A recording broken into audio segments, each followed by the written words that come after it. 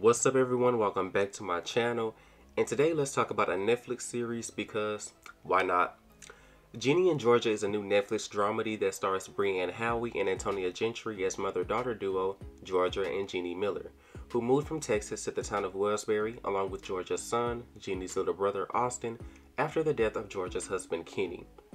The 10-episode series is narrated by both Ginny and Georgia as it deals with Ginny's struggle with self-harm, being biracial, as well as wanting to know the truth behind her mother's dark past, and Georgia as she struggles to protect her kids, but most importantly, trying to make sure her daughter doesn't follow in her footsteps. In every episode, we see flashbacks of Georgia's younger years and her running away from her past. When researching this show, it turns out that everyone either A, thought it was about a lesbian couple, or B, tries to compare it to Gilmore Girls. And I've never seen an episode of Gilmore Girls a day in my life, but from the little clips I have seen on the internet, this looks far from it. And before I get any further, let's just talk about the Taylor Swift situation for a moment. The show is under fire by not only Taylor, but her fans over the joke made regarding Taylor's past relationships. And I will put the clip here. So what, you and Hunter? I'm guessing that's over. What do you care? You go through men faster than Taylor Swift. Oh, good, I was waiting for this one to be all my fault. Taylor took to Twitter to express her feelings regarding this joke, stating, "Hey Ginny and Georgia. 2010 called and it wants its lazy, deeply sexist joke back. How about we stop degrading hardworking women by defining this horse as funny? Also at Netflix, after Miss Americana, this outfit doesn't look cute on you. Happy Women's History Month, I guess." I will say this, I don't think the writers meant to be offensive, but then again, Taylor has every right to feel how she feels about a joke made about her in the media. I'll be the first to say the joke was as late as last decade. When I heard the joke being said in the series, I thought to myself, who is worried about Taylor's love life or even making a joke about Taylor's love life in this decade? The joke is 10 years too late. But moving on from the Taylor situation, we're going to talk about Ginny and everyone involved in her storyline first. Ginny is involved in this love triangle with the boy next door, Marcus, who also happens to be her new best friend's brother. The guy also has a weird habit of just sneaking into her room through her window. Then we have Hunter, who Ginny is openly dating. Ginny pretty much goes back and forth between the two, and it's obvious that even though she does like Hunter, she likes Marcus way more. Marcus was pretty much an asshole 90% of the entire show, calling her one of Max's dumb friends and not sticking up for Ginny when she confessed to everyone else that she was in love with him.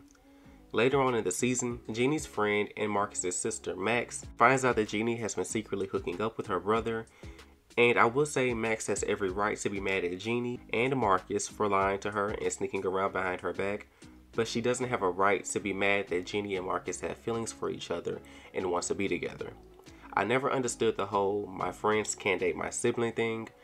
I mean, you do know that you can't control who your friend or who your sibling dates, right? So basically during the first few episodes, we're supposed to want Ginny with Marcus. But we're also supposed to want Ginny with Hunter because he's this nice guy who opens the door for her, goes out of his way to make her birthday special, and is very respectful toward her. Things between the two seem smooth at first until it becomes rocky. And we have to talk about this crazy oppression Olympics that both Hunter and Ginny had going on. Both Ginny and Hunter are biracial. Ginny is half black and half white, and Hunter is half white and half Asian. Ginny and Hunter had an essay competition for their English class, which Hunter ended up winning. And Ginny is told by her teacher, who is racist by the way, that her essay was unconventional. When telling this to Hunter, Hunter sides with the English teacher, saying yes, her piece was impactful, but it was unconventional. And then Ginny is literally trying to explain to Hunter the oppression she's going through regarding their teacher, and he brushes it off simply because he isn't going through it. He completely ignores the fact that their teacher could be targeting Ginny simply because she is a black female. Then Hunter goes to ask her why is she always causing drama in class by speaking up against their teacher's racism and misogyny. He tells Ginny that he keeps his head down and does what he's told because it's about survival. I completely understood Ginny's frustration, and I was on her side, until she goes to tell Hunter that he's less Taiwanese because he doesn't speak Mandarin and his favorite food is cheeseburgers.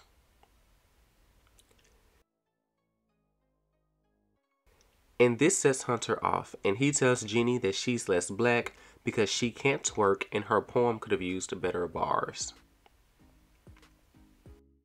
And now let's move on to Ginny's so-called friends for a minute, because they were all trash. Except for Max, she was cool. But I'ma just say this, whatever she's on, I don't want it. She is literally on 1,000 the entire series. Max is also gay, and the way the writers wrote her is very questionable. Everyone, including Max herself, says that although she is gay, she will make out with anyone. This brings us to the Halloween party, where Max yells out to everyone, asking them if they want to watch her and Sophie, the girl she has a crush on, who later becomes her girlfriend and then ex-girlfriend, make out with each other. Sophie pulls her to the side and tells her what's up with the performative act she's doing, basically asking her why is she only trying to kiss her to gain attention from everyone else.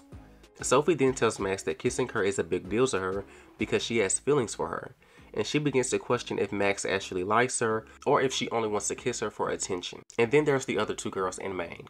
And for those who don't know, Mang stands for Max, Abby, Nora, and Ginny. The other two girls in Mang obviously don't like Ginny and only tolerate her because Max is friends with her. This was proven to be true when they lied and blamed Ginny for shoplifting, and yet Ginny still wants to hang out with them.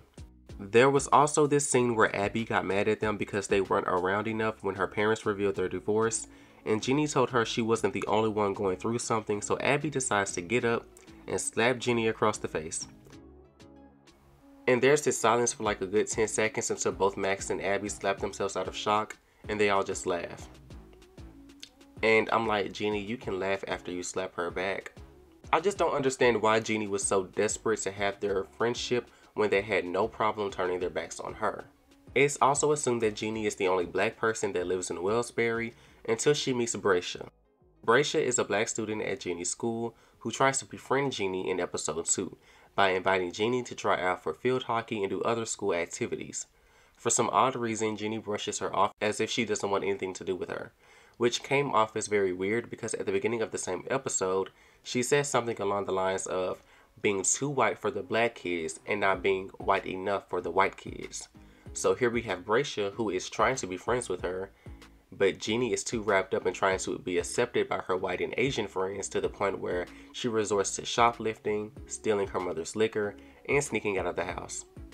Later on in the series, Ginny's friends and I use the term very, very lightly when it comes to Abby and Nora. Stop talking to her.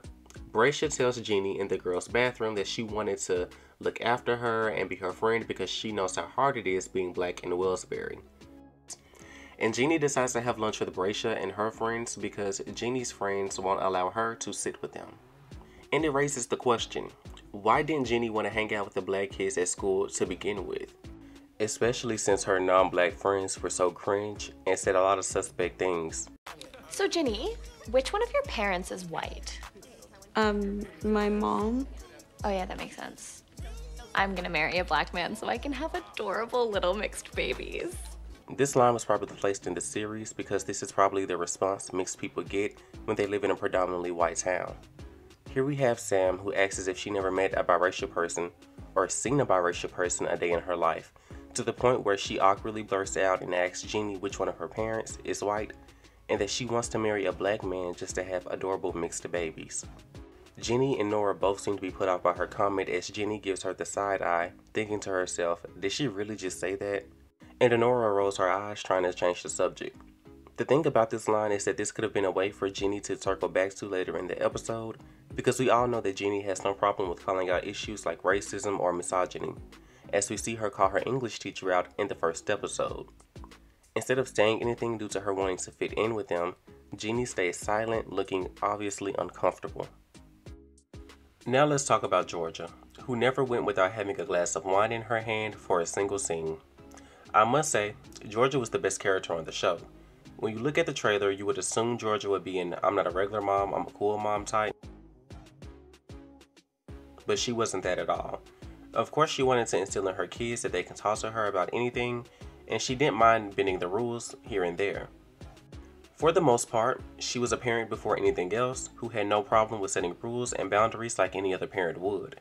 Georgia comes from a dark past, being sexually abused by her stepfather at a young age, causing her to run away from home, taking on a new name. She has tried to survive all her life, which led to her doing illegal things just to get by, like stealing money, armed robbery, and yes, even murder. When I tell y'all Georgia Miller is cold, sis is cold. She stays 2 steps ahead of the game, and she doesn't fold for a minute. The lady caught her husband trying to touch her daughter, so she killed him by poisoning him before he can do it again. Then when his first wife had her followed by a PI, she caught wind of it, so she had the body exhumed, had it cremated, and used the ashes as fireworks. Damn! As someone who is on the run a lot, Georgia has learned to waste no time in getting what she wants. Hence the mayor of Wellsbury, Paul Randolph. She immediately saw him out, got him to hire her at his office, and got engaged to him in less than 2 months. Then there's Joe. Now Joe and Georgia have a history together, unknown to Georgia and unknown to Joe until the season finale. When the teenage Georgia found out she was pregnant, she saw Joe on a summer field trip, and he was the first person in Wellsbury who was nice to her. He gave her half his sandwich and let her have his Ray-Bans. If that isn't love at first sight, I don't know what is. Georgia kept the Ray-Bans all this time and eventually gave them to Ginny. Joe eventually got a horse named Milkshake after Georgia's imaginary horse, and after finding out that Georgia was the same Georgia from 16 years ago, he's about to tell her something he's been wanting to tell her for the past 16 years, only to be interrupted at Ellen congratulating Georgia on her engagement to Paul. Then there's Zion, Ginny's dad. He comes back in the last few episodes of the season and tells Georgia that after 16 years of constant back and forth, he wants to be a family.